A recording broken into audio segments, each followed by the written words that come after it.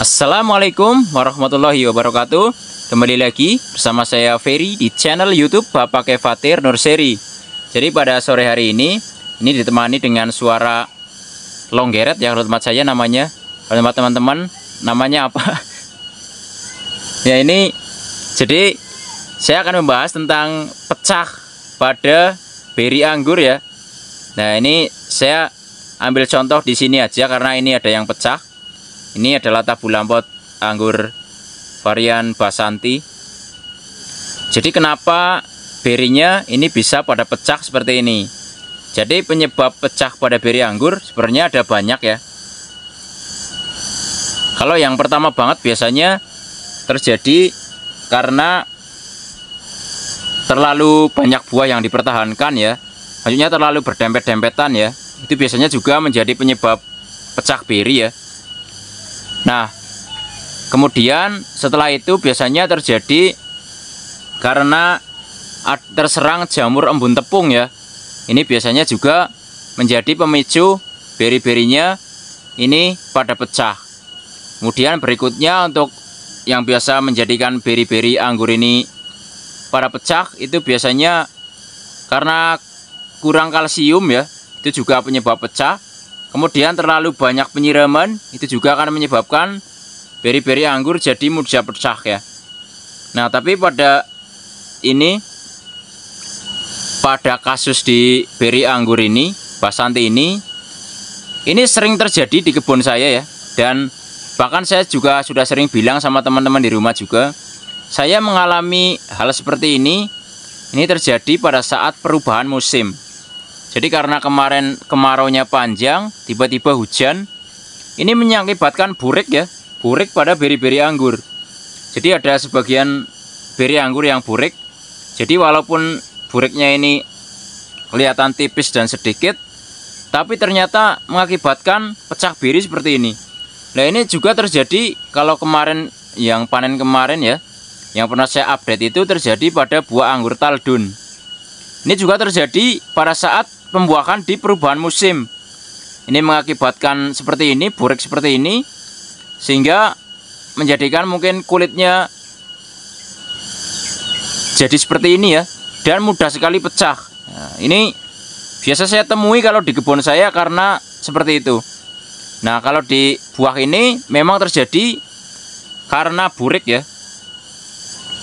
Jadi karena kena burik-burik pada beri ini, sehingga menjadikan gampang sekali pecah ya. Nah tuh lihat, kelihatan ya, ini ada buriknya dan pecah. Nah kalau udah seperti ini ya kita pastikan dibuang ya, nggak mungkin dipertahankan juga. Kalian saya tunjukkan nih, lihat teman-teman ya, tuh ada buriknya ya. Nah jadinya kayak gini. Nah kalau ini sebenarnya kalau yang putih-putih ini bekas penyemprotan insektisida dan fungisida ya. Biasa mingguan rutin disemprot seperti ini. Jadi ini bekas penyemprotan insektisida dan fungisida. Tapi kalau ini penyebabnya memang karena crack ya. Maksudnya penyebab cracknya ini karena ini burik ini ya. Jadi mungkin kulitnya kurang bagus ya.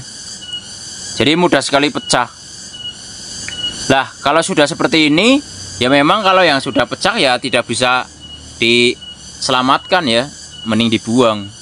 Dan untuk menguatkan kulitnya, mungkin mempertebal kulitnya, sebenarnya di fase ini bisa kita semprotkan kalsium ya. Ini bisa lewat media atau mungkin bisa disemprot aja. Kalau saya biasanya disemprot, saya bisa gunakan merek Manohara ya. Dimana kalau kalsium merek Manohara ini memang kalsiumnya sangat tinggi sekali.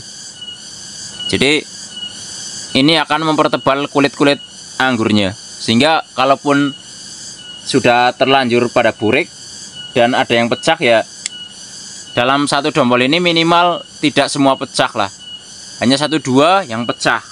Karena kalau masih banyak yang dipertahankan, masih ada harapan untuk sampai panen. Nah ini kan masih bisa dihitung nih, dari satu dombol paling 1, ada yang 2 gitu kan. Nah nih burik-burik kayak gini nih penyebabnya. Karena kalau membuahkan anggur, kalau di tempat saya pribadi kalau pas ini pas perubahan musim itu selalu seperti ini ya. Jadi walaupun sudah rajin semprot insektisida, fungisida, tapi kalau kulitnya sudah terlanjur burik seperti ini ya, kadang menyebabkan jadi pada pecah seperti ini ya. Ini saya jelaskan dulu gambarnya tuh. Jadi pada ketawa ya. Nah ini kalau di pohon yang sebelah sana itu ada Everest. Alhamdulillah kalau itu memang, saya tunjukkan Everestnya dulu ya. Kalau Everest itu jadi walaupun mengalami pembuahan di pas perubahan musim, tapi ini sudah keburu tua duluan ya.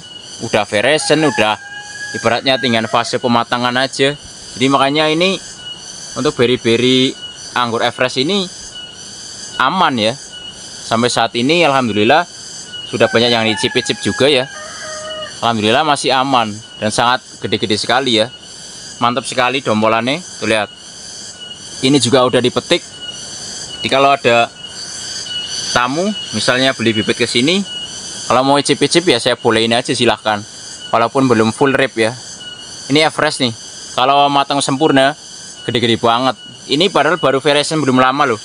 Dan di sana juga sebenarnya ada Basanti. Nah, kalau ini ada Basanti juga, tapi kalau ini memang ibaratnya adalah sisa serangan hama tikus ya. Dulu mungkin kalau tidak diserang tikus, Basanti ini buahnya pasti banyak sekali. Ini juga sudah banyak diicip-icip. Katanya sih enak ya.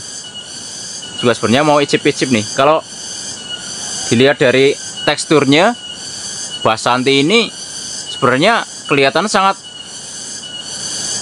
padat ya buahnya ya. Gede-gede banget juga sih sebenarnya nih. Ini ada yang agak rusak sedikit, saya petik aja.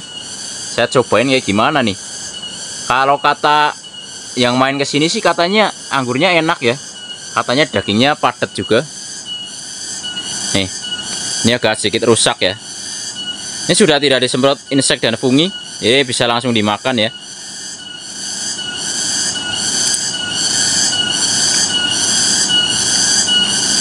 Ya, ternyata memang enak ya. Nih, ini dagingnya juga kelihatan padat ya.